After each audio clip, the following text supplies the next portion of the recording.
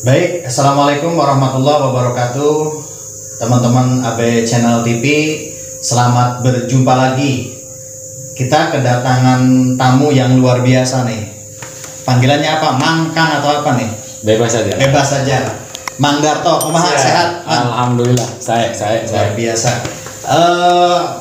Mang Darto ini, sepengetahuan saya, beliau ini penggiat seni dan kebudayaan. Betul. Ya Mang ya.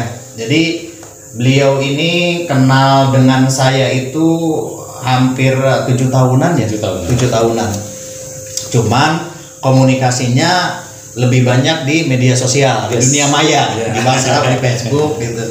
Kumaha sehat, Mang? Alhamdulillah, pangestu sadayana. Keluarga sehat ya? Alhamdulillah. Syukur. Nah ini saya agak kaget, Iya. Tiba-tiba saya dengar mencalonkan diri di pemilihan legislatif, mau bertarung tanda kutip di Pileg 2024 mendatang. Iya. Dulu memang kita pernah satu partai ya, dan Mang Darto itu udah hampir sempat nyalek dulu waktu kita bersama-sama di sebuah partai. Betul. Nah sekarang proses untuk pencalegan Mang Darto ini sudah sejauh mana, Mang?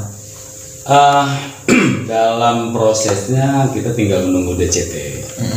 Karena segala administrasi, kelengkapan untuk persyaratan pencalegan kita sudah penuhi semua. Nah, itu juga menepis anggapan dari konstituen kita bahwa jangan-jangan Mang Darto itu menyalek cuma main-main. Oh gitu.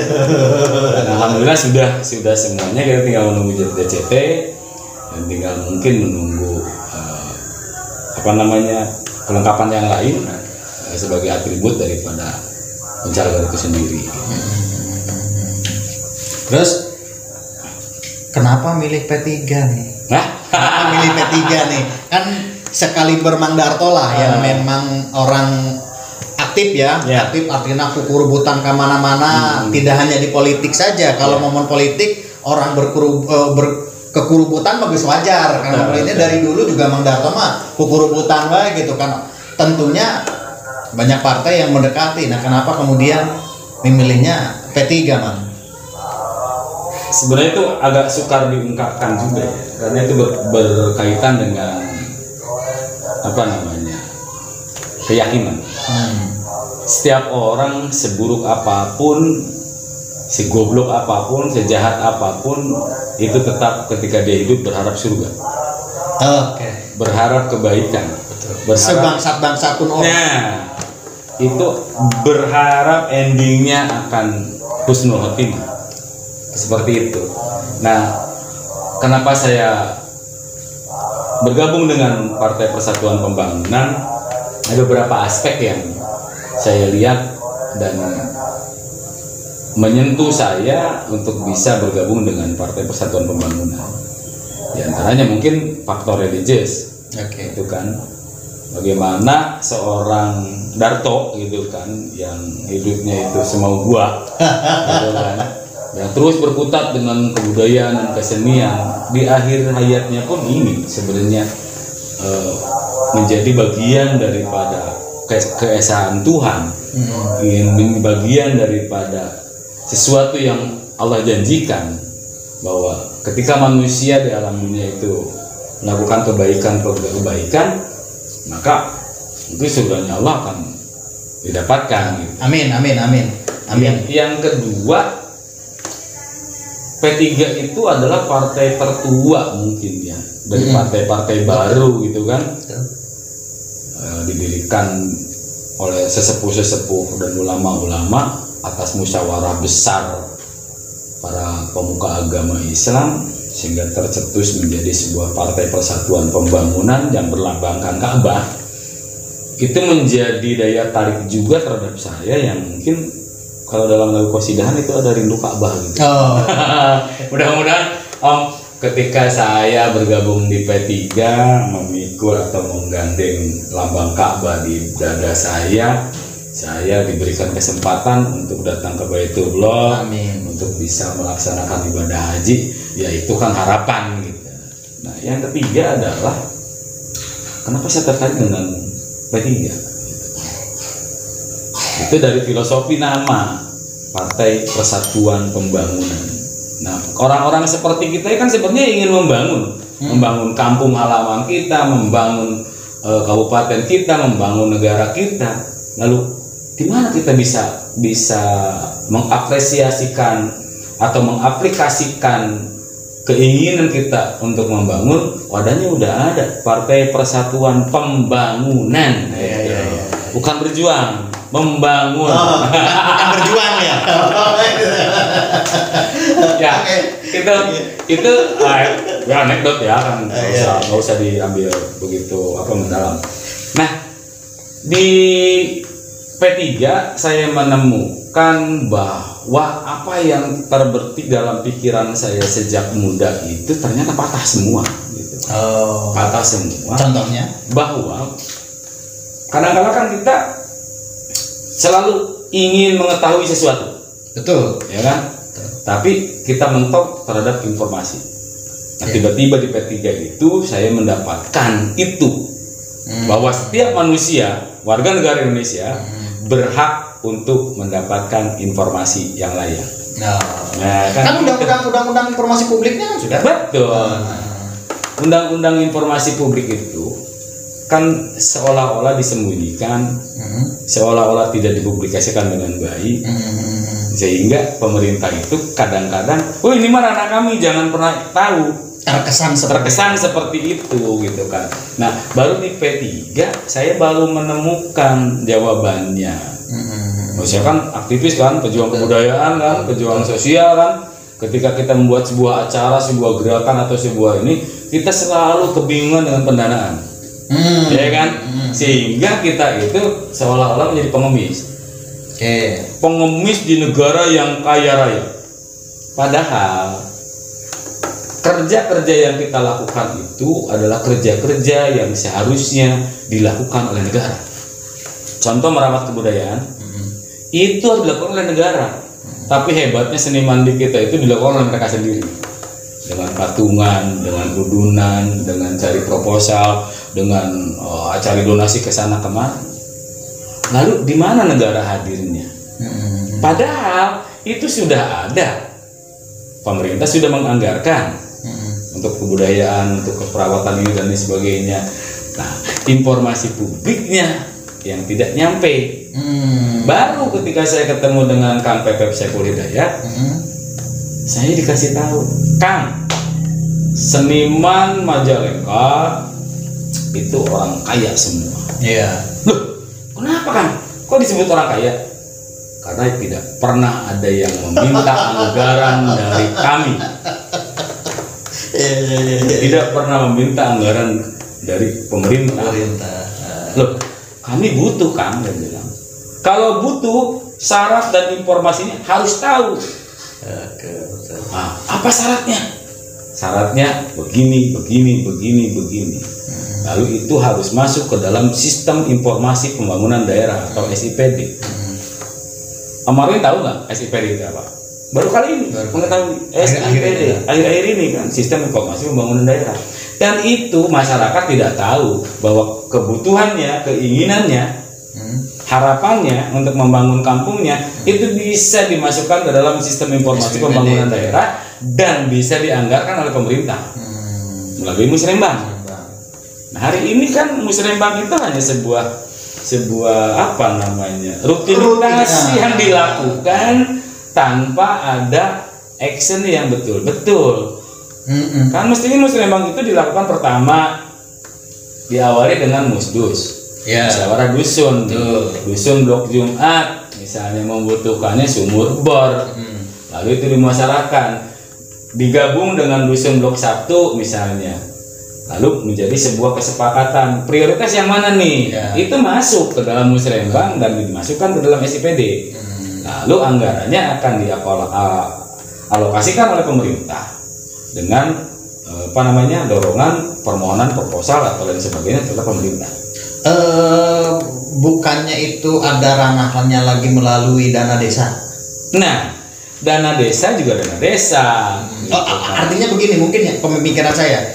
Kalau dana desa udah jelas itu dana desa. Nah kalau ini mah di luar dana desa. Di luar dana desa bisa mengadukan melalui SIPD yang didanai oleh pemerintah. Okay. Nah, informasi-informasi seperti itu kan yang menggelitik saya untuk mencoba menjadi bagian dari perjuangan bagaimana menggulkan itu untuk mensukses sebuah pembangunan sebagai sesuai dengan amanat partai kan. Dari situ saya mulai berani untuk nyal. Jadi lamun tagline nama kieu kan Mang Darto mah jangan terbuka. Nah jangan tegablek wani nyaleg. Oke Bang, menarik. Nah, jadi tadi itu kan ceritanya Mang Darto ini karena memang basicnya kan dulu pernah jadi guru ya, Mang ya? Saya hampir 15 tahun menjadi tenaga pendidik. Oh, tenaga pendidik. Terus menjadi tenaga pendidik dulu atau berkecimpung di seni budaya dulu? Sebenarnya beriringan sih. Oh, beriringan. Beriringan, cuman ada salah satu yang harus saya korbankan. Oke, dari dua itu ya. Dua itu. Karena tidak mungkin orang sukses memiliki dua profesi. Oh iya, betul. Kalau punya kerja sampingan boleh, kalau dua profesi nggak mungkin. Maka saya mengganti pekerjaan saya di KTP menjadi seniman. Oh gitu. Jadi pekerjaan di KTP itu sudah seniman. Bukan biasanya kan banyak swasta. Itulah kesalahan kita. Gitu. Kalau Marvin itu misalnya podcaster. Orang yang membuat podcast, tulis cara podcaster dong. Kalau saya wartawan. Wartawan. Oh ya harus wartawan gitu kan. Itu artinya kita menghargai profesionalisme kita. Kenapa saya bisa berangkat ke luar negeri? Kenapa setiap proyek-proyek kesenian saya itu selalu sukses? Karena saya memang totalitas di bidang kesenian dan menghargai profesi saya sebagai seorang seniman. Sekar Laras ya. Jadi itu beliau ini juga punya sanggarnya Sekar Laras. Jadi kalau untuk nanti nikah tuh dengan beliau rekomendasi AB Channel 50% tuh.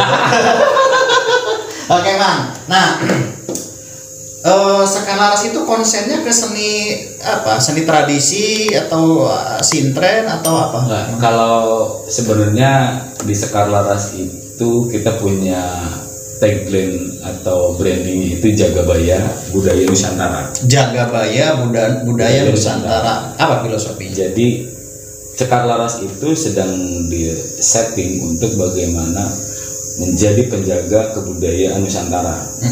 Jadi kita nggak hanya main di kerana kebudayaan Sunda, kebudayaan Jawa dan sebagainya di wilayah lokal, tapi kita juga harus mempelajari budaya-budaya Nusantara. Tari Kecak, tari Bali dan sebagainya. Karena ini Indonesia, bukan hanya satu lingkup gitu. Oke. Saya dari dulu sampai sekarang pun di otak saya masih ada mitos yang ini perlu penjelasan nih. Ada mitos bahwa lamun goong tuh bahasa Indonesianya. Goong itu teh kalau nggak dikasih sesajen itu ada yang kesurupan, terutama wayang atau sandiwara. Itu mitosnya. Gimana itu? Ini keluar dari partai ya, karena ini yang masih menjadi pertanyaan terbesar saya. Mitos itu. Sebenarnya itu kalau disebut mitos juga enggak juga sih ya. Paling itu karena suges di mana orang yang biasanya kesurupan ketika gong tidak diberikan sesaji itu adalah fans berat daripada kesenian itu gitu. Dan sebenarnya dalam segi buat pertunjukan itu mau ada sesajen mau tidak pun asal keyakinan kita bahwa berkesenian itu adalah sebuah apa namanya, kalau menurut kami para seniman itu ada sebuah ibadah juga gitu kan. Ibadah sosial itu sebenarnya nggak mesti ada seperti itu gitu. Artinya itu tuh sugesti terhadap si pengunjung, sugesti bahwa kalau terjadi ayah sasajen tidak ada sesaji ya kesurupan gitu. Kalau yang balik lagi mungkin tergantung kepada keyakinan, kesugesti otak mereka. Iya. Kalau sugestinya percaya mungkin bisa terjadi, kalau tidak percaya tidak mungkin terjadi gitu. Oke. Sintren ada lagi kan. Nah ini sintren tuh sampai sekarang juga saya masih bertanya-tanya dan saya meyakini masyarakat juga masih bertanya-tanya, Mang. Yakin saya. Kan sintren itu begitu kan pakai kacamata ya, Ustaz. Kalau dilempar uang jeda gitu seperti tidak ingat itu. Jadi sebenarnya ketika ada yang mengatakan bahwa sintren itu kesenian mistik atau kesenian yang mengandung unsur mistis, itu juga kembali seperti tadi. Sugestivitas daripada orang. Iya. Karena kadang-kala memang untuk mendapatkan sebuah penghargaan atau penghormatan, kadang-kala masyarakat di lingkungan kita kan harus dibumbui dengan hal-hal yang seperti itu kan. Nah, padahal kalau kita kaji bahwa kesenian itu semuanya itu ada unsur filosofinya. Di mana sintren itu sebenarnya adalah bisa digambarkan sebagai siklus hidup manusia. Gitu. Siklus hidup yang sangat detail menurut saya. Pertama, sintren itu adalah seorang perempuan dan harus virgin. Iya, konon katanya. Tapi sekarang agak susah. Kalau di sekarang tetap mempertahankan itu. Mempertahankan itu. Yang kedua, nah ini makna daripada virginitas itu kalau dari filosofinya itu adalah bagaimana kita harus menjaga kesucian. Suci itu dalam arti kata luas kan? Iya. Berbuat kebajikan aja itu suci juga masuk kategorinya. Nah yang kedua, kenapa harus perawan? Atau lajang?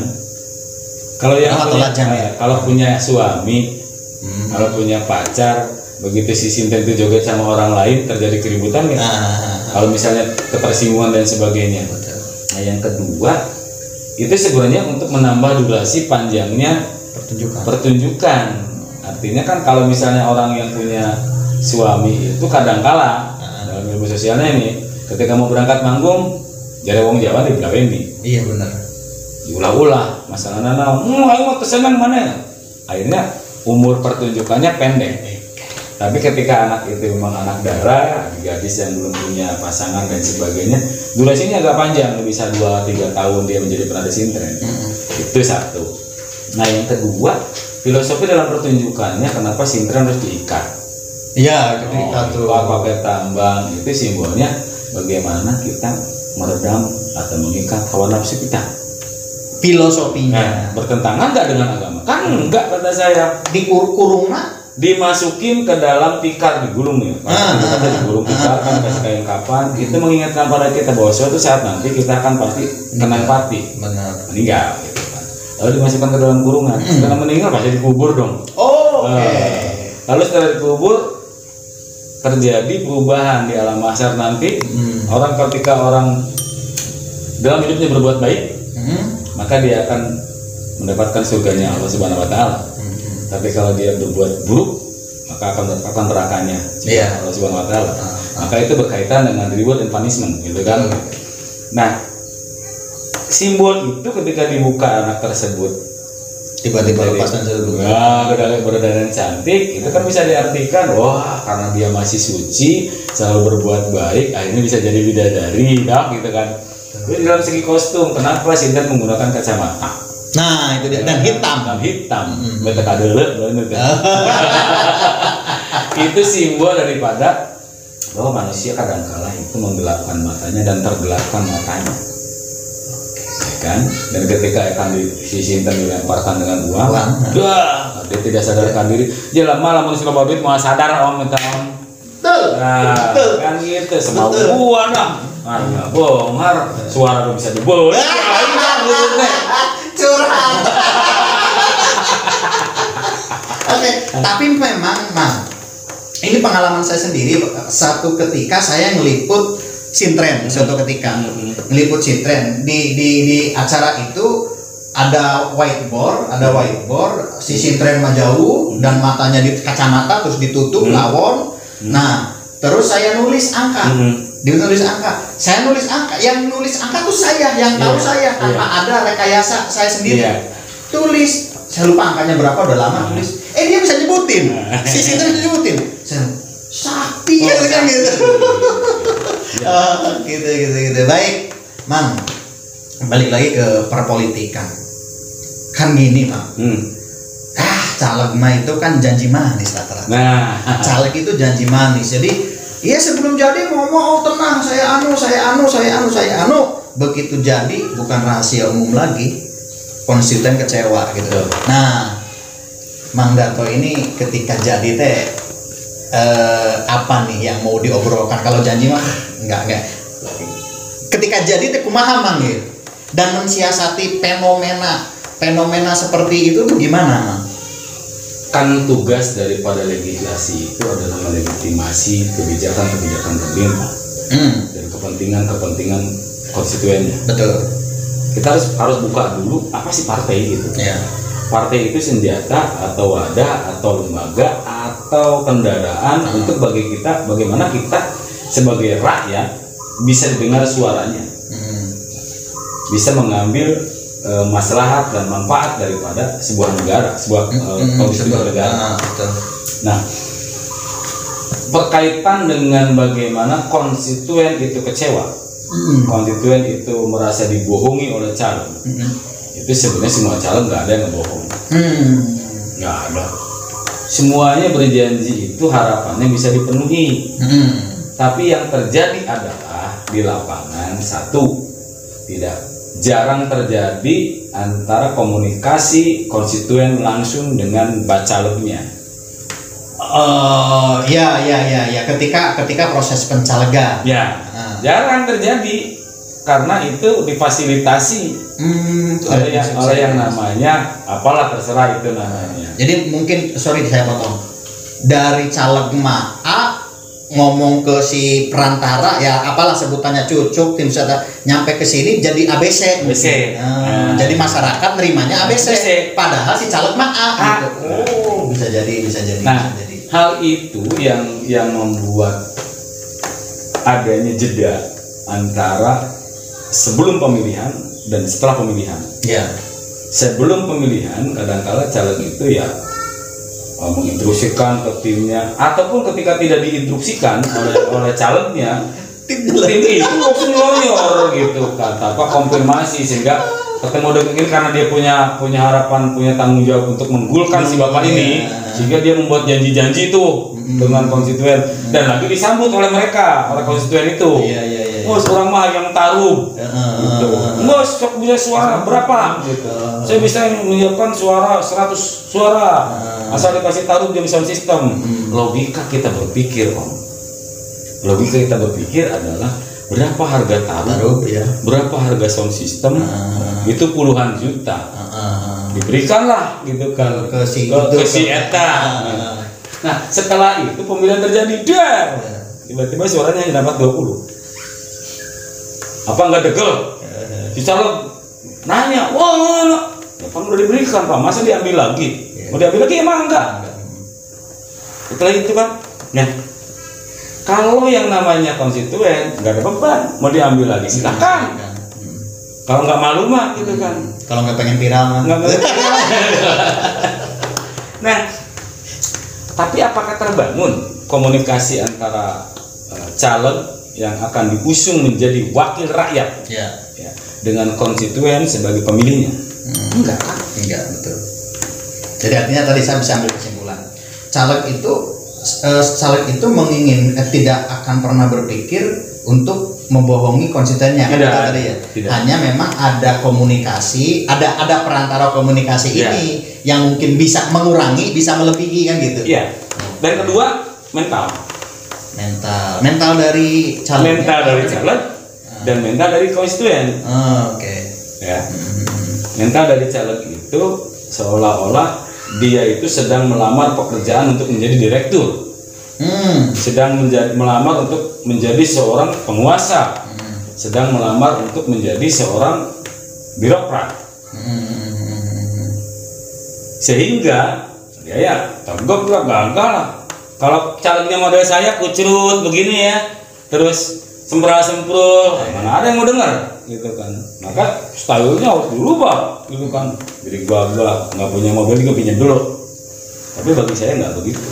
Nah, yang kedua, mental daripada konstituen itu kadang-kala terpengaruh dengan apa namanya kebiasaan fenomena bahwa nanti juga kalau udah jadi mah tepat gitu kan, minta aja duitnya sekarang. Justru itu yang berbahaya. Justru itu yang berbahaya. Nah, ketika si kedua mental ini bertemu, maka akan terjadi hal seperti itu. Maka saya sudah mulai merubah pola itu, bahwa saya tidak membutuhkan perantara. Bukan tidak membutuhkan dalam arti nggak ada perantara pun saya jalan, bukan. Tapi saya mencoba untuk kepada perantara saya itu atau teman-teman saya, kalau saya bilangnya CS ya, CS itu kawan baik gitu, CS Barreto itu, saya mencoba, Pak, tolong antar saya ke konstituen saya, Bapak Anu. Saya datang, diantar beliau sudah di luar. Saya yang ngobrol face to face dengan konstituen itu dengan sehingga ketika ada keluhan tidak ada tuh yang bisa pokoknya mau dijual Pak, bisa dikondisikan gua abdi asal masihan iya. Nggak ada tuh. Karena berbicaranya hati ke hati, bukan komunal. Kalau komunal kan membawa kepentingan masing-masing. Di situ ada pola intimidatif. Pola intimidatif dari orang yang dianggap dituakan. Jadi mana hayang naon dia dewan kali teh? Padahal masyarakatnya nggak pingin apa-apa, hanya pingin bertemu, hanya pingin curhat, hanya pingin mengabarkan sesuatu dan mengajukan sesuatu. Tapi tiba-tiba ketika sudah ketemu dengan calonnya, ditodong. Ketika ditodong seperti itu, maju jurang, mundur jungkrang, rek teu dihaminan. Caleg tuh bisa merean sound system acan gitu. Nya caleg tuh bisa merean taruh acan. Rek diheueukeun di mana tuh? Kan gitu. Akhirnya sebenarnya di P3 ini sedang membangun sebuah pola komunikasi di mana konstituen itu punya hak untuk ngobrol dengan bacaleknya, dengan calon wakilnya. Karena kami sudah mengatakan kepada para konstituen kami bahwa, Bu, rakyat dengan wakil rakyat tinggi mana jabatannya? Ya rakyat lah, karena Bapak mau wakil. Berarti Ibu teh berhak merekan kami. Berhak memarahi saya gitu kan, berhak menyuruh saya. Makanya saya yang datang ke rumah Ibu sebagai majikan saya, bukan Ibu yang suruh datang ke rumah saya. Disuguhan di rumah saya, nanti tadi disuguhan ke butuh Bu, orang terbutuh soalnya disuguhan, diberi fasilitas, guys saya na jadi macam teh, meureun ke pagerna rada luhur, ibu teh ngetrok-ngetrok ke hese. Tapi kalau dibiasakan saya yang datang ke Ibu menanyakan apa keluh kesah Ibu, berarti saya sudah menjadi pelayan Ibu. Karena saya adalah bagian daripada rakyat Indonesia yang diberi legitimasi untuk menyalurkan aspirasi Ibu ke semuanya. Iya kan, DPR itu kan budgeting, legislasi dan pengawasan. Lebihnya seperti itu. Nah, ini kan mandat lu Dapil Majalengka 3 ya? Dapil Majalengka 3. Subrajaya, Palasa, Leuwi Munding, Rajagaluh, Sindangwangi, 5 kecamatan itu. Kalau Sindangwangi itu kan pariwisata, Rajagaluh pariwisata, Leuwi Munding itu apa ya? Leuwi Munding itu lebih ke pertanian dan juga pariwisata sebagian.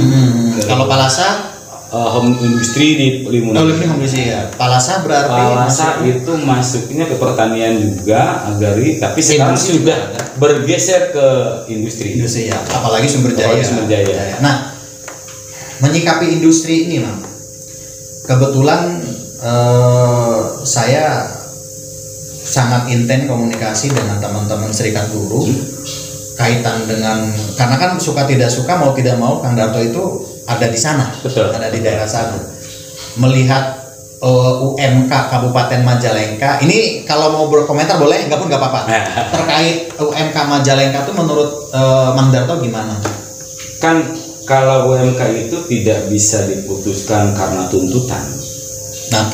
Iya kan, guru minta, UMK naik, gitu kan. Mendemo bupati. Betul. Ya, setelah mendemo bupati kan nggak bisa diputuskan sama bupati. Betul. Harus ngobrol dengan tetangganya loh, legislasi. Ya. Dengan DPR harus ngobrol bagaimana stratanya seperti apa, passing grade-nya seperti apa, keuntungannya kalau dinaikkan apa, kerugiannya kalau dinaikkan apa untuk pertumbuhan ekonominya. Jadi ada beberapa banyak hal pertimbangan yang kemudian Bupati memberikan rekomendasi tepatnya, karena kan yang memutuskan kan provinsi. Karena dia bukan setahu saya ya kabupaten itu hanya memberikan rekomendasi. Nah, bagaimana rekomendasi itu diberikan kalau tidak ada komunikasi? Kan tidak hanya rekomendasi bupati juga merekomendasikan sorangan, kalau kan itu kan tentunya. Tapi kalau DPR-nya menolak, artinya dengan UMK Kabupaten Majalengka yang 2.128.000 gitu kalau nggak salah ya, itu menurut Mang Darto, kacamata Mang Darto layak atau enggak? Menurut kacamata Mang Darto? Kalau berbicara ekonomi itu adalah berbicara pola hidup. Kalau kita hitungannya mengatakan bahwa layak UMK sekian, kalau dalam kehidupan hedon ya kurang layak. Terus yang kedua itu kita kadang-kala berkaca berbandingkannya itu dengan kota besar. Biaya hidup di kota besar itu lebih tinggi. Sama konen bagaimana? Menang 3.000 mang. Ya kan? Kosan aja nggak mungkin dapat 500.000. Makanya UMK-nya tinggi karena berhitung dengan kebutuhan yang dikeluarkan. Nah, di Majalengka pemerintah mengeluarkan UMK segitu, itu udah dapat menghitung gitu kan. Pastinya. Harga nasi kuning misalnya konsumsi tiap hari seorang itu habis berapa, ini berapa. Jadi tidak serta-merta begitu. Dua ini nggak bisa dong. Jadi kalau menurut saya 21 poin sekian, lebih dari 21 itu kalau pola hidupnya ya dibiasakan untuk cukup. Tapi kalau konsumtif ya kurang. Nah, pemerintah itu kan tidak bisa tiba-tiba menurunkan atau menaikkan. Tapi kalau tidak ada gambaran kebutuhan. Betul. Nah itu terkait UMK, Sumber Jaya itu kalau memang mau menjawabnya, bulan kemarin tuh ya, belum lama lah, ada forum masyarakat Sumber Jaya yang datang ke DPRD kaitan dengan CSR atau apa kaitan dengan migas, saya agak lupa tuh. Ke DPRD audiensi kaitan dengan, kalau tidak salah nih, kalau tidak salah koreksi kalau saya salah, itu kaitan dengan migas, dana sharing migas. Itu sebenarnya tahun-tahun awal itu kita beberapa desa di Kecamatan Sumber itu dapat dana sharing dari pertanian. Tapi dengan berjalannya waktu ada dana desa masuk, tiba-tiba dana sharing itu hilang. Nah, mungkin masyarakat itu menanyakan kembali kemana dana sharing. Saya tidak begitu menanggapi itu karena memang saya tahu kebanyakan ngomong karena saya juga terlibat dalam pengusulan awal ketika sampai Pertamina bisa mengeluarkan dana sharing. Clear lah dana itu. Ini yang terakhir mungkin ya, Mang. Dan ini lagi rame nih di dunia maya, di dunia nyata juga lagi rame. Dan kebetulan mungkin ada korelasinya dengan Mang Darto yang selama ini kan masih di BPD ya. Masih ya. Kemungkinan mungkin nanti akan mundur ya karena peraturan ya. Nih, undang-undang desa ini kan direvisi dan sudah disahkan oleh, sudah disetujui. Sampai ngopi lah tuh sudah disetujui oleh DPR. Poin-poin diantaranya adalah masa jabatan kubu diperpanjang jadi 9 tahun. Nah, terus kemudian apa bahasanya ya? Dana purna bakti. Terus kemudian sepengetahuan saya itu BPD pun juga sama.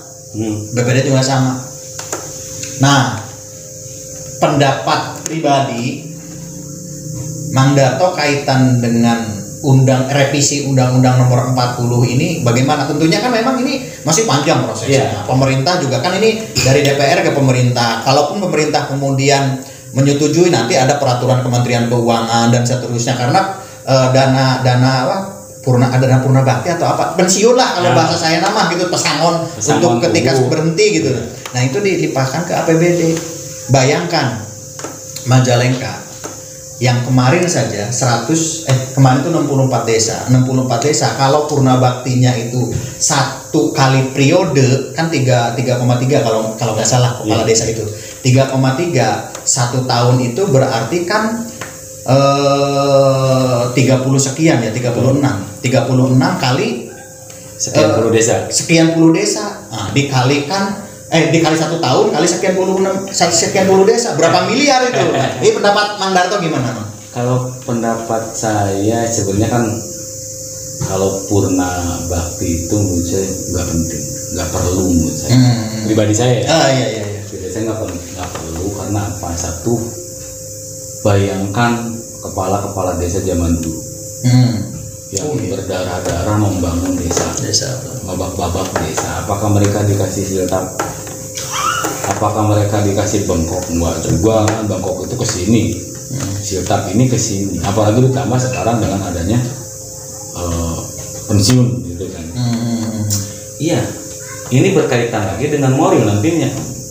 Kalau misalnya si kepala desa itu mulus dan sampai masa jabatannya mungkin layaklah mendapatkan kalau kepala desa ini melakukan tanda kutip masa sudah melakukan kejahatan dikasih dana pensiun juga. Tapi menurut saya sih sebenarnya pemerintah itu tidak serta-merta mengeluarkan atau menyetujui usulan. Pastinya pasti ada pertimbangan dan ada kepentingan yang mungkin itu juga demi kebaikan negara. Tapi kan kadang-kala kalau tidak rame ya tidak asik gitu. Bagaimana pemikiran orang ini terus berkecamuk sehingga nanti juga akan ketemu benang merahnya kan seperti apa. Itu kaitan dengan purna tugas, dana purna tugas. Kalau 9 tahun. Kalau 9 tahun boleh, tapi ini seperiode. Ini kan 9 tahunnya kan 2 periode. Iya. 18 tahun. Iya. Kalau dulu kan sebelum 540 6 3 periode. Kalau ini perubahannya 9 2 periode. Tapi Mang Darto mah setuju tapi 1 periode. 1 periode saja. Kalau dia ikut lagi terpilih silakan. Jadi apa maksudnya gini?